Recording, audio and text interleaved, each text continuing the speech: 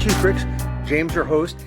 We are moving on to a new theme today, the Fright Nights, which is known as the last classic castle set of the early 1980s and up into the mid-90s. And here is sets 60 and 97. Had to look at it. And one thing I'll start right off by saying is that, interestingly, this box is almost the same size as the set. So, if that's the highlight, you know where this is going. This set was not considered really well received, probably because it was a sort of the tail end and Lego had gone into more of the traps and from the classic castles. But there are some pretty interesting things about the characters in the set. And one thing I'll point out here, which I think is pretty significant, is that this castle here, back to my box, it was meant, this castle was up in the mountains. Will the Witch up here, and Basil the Batlord is out running around. But it was up in the mountains, and there weren't a lot of these Fright Nights around. And we'll learn more about that. So that's why, maybe we don't see a lot of sets of them. Now it's time to look at the minifigures, which are a more interesting part of the set, I think. There are 7 of them, and only 2 duplicates of one of the soldiers. Well, the queen of this is Willa the Witch. I didn't call her queen. She has a little goofy smile, but she was the cousin of Magisto. So got a good heritage here. And you can see from the Lion Knight's instruction that one of the pages it talks about cousin Willa's winship. So they are cousins. So who are the grandparents? We don't know. Basil the Batlord, this is his castle. And he had his little dragon he would fly around in. Draco, not related to Draco Malfoy in Harry Potter, I'm sure. Cool dragon, translucent wings. That was a pretty cool feature of him. Okay, and then he used to ride around his horse that looked like was wearing the castle drapes, I thought, a little bit. Okay, here are the foot soldiers. Okay, there's 3 different varieties of them. One thing that's interesting about the foot soldiers to me is that they're all different as far as their helmets, heads, armor, and arm. Now let's pivot to a Lego commercial where the UFO space set is attacking.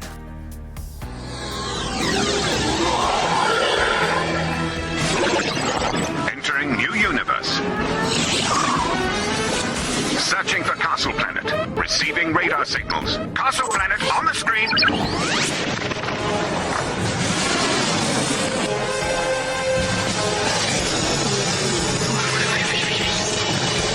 We're losing Castle Planet. Red alert! We're under attack! Split up! Rebuild spacecraft!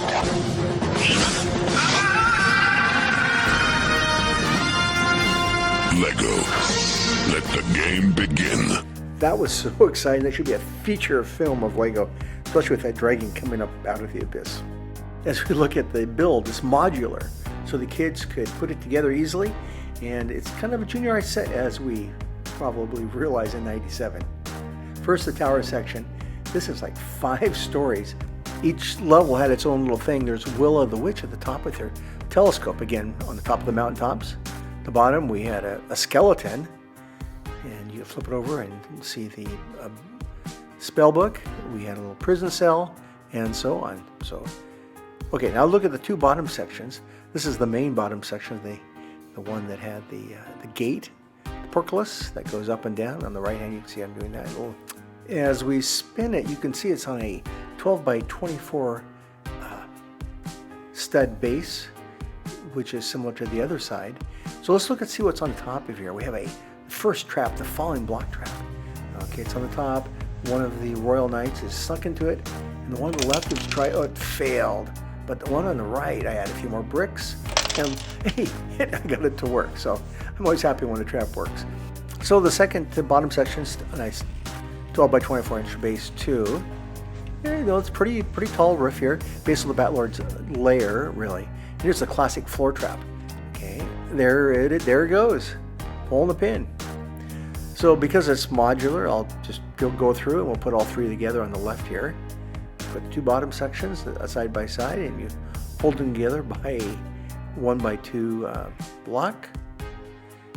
put the 5-story tower on, and there you go. There are a couple of ways you can move this around to make alternate builds, as you could imagine.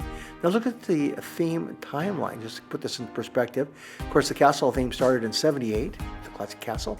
The Lion Knights in 84, beloved. And then the Black Falcons, their brethren, also a mighty set. And then the Forestmen, which is, I think, a lot of people's favorite. Nice foil there, the Black Knights. Great build on their forts from 88. Then in 92, the Wolf Pack. They were kind of a short-lived set. They were sneaky. And the Dragon Masters, which are very much akin to our current set. Dark Forest guys set in there. And here's our Fright Knights. So now in 97, there you go. Hey, some fun facts or factoids. Okay, what is Witch's other name, or known as what? Okay, here's a poster at the time, and she was known as Hubble and Bubble. Okay, that makes me laugh. Now we'll look at how the Fright Knights ruled the world. This is a box that had a flip-up lid, like a lot of them. There's no insert on this though. And when I flip it up, it's interesting because it says on the explanation on the inside, I'll read it here. It says, medieval life will never be the same. The Bat Lord and the Wicked Witch, sounds like the Wizard of Oz, have cast a spell and now control the royal kingdom.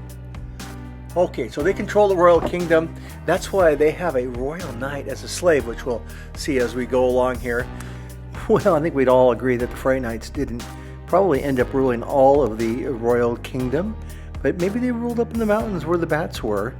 So as we end, my favorite part of this theme and set is Basil the Batlord and the capes that Willa had and Basil had, as well as the dragon with the translucent wings.